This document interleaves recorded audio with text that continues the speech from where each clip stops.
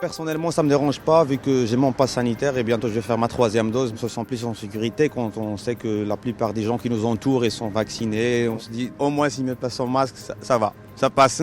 Je suis tout le temps sur site, je fais ce choix-là parce que j'aime bien voir mes collègues, donc ça va être triste de ne pas pouvoir en voir certains, quoi. C'est quand même aller beaucoup trop loin et ça me paraît vraiment leur enlever des droits, même si encore une fois, moi je suis entièrement pour le vaccin, autant là, je trouve que c'est vraiment n'importe quoi. Enfin, je veux dire, je pense qu'on a le droit d'avoir tort et de quand même pouvoir aller travailler, quoi.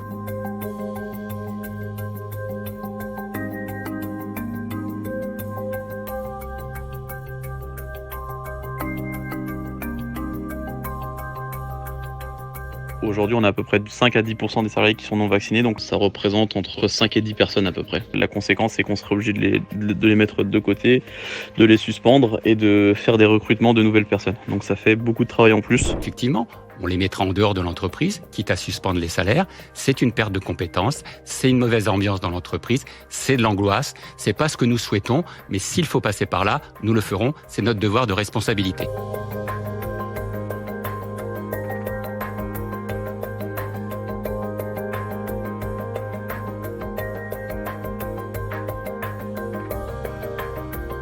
Soyons intelligents sur la mise en œuvre, autrement dit, pas de mise en œuvre généralisée pour tout le monde de la même manière, parce qu'il n'y a pas deux entreprises qui se ressemblent.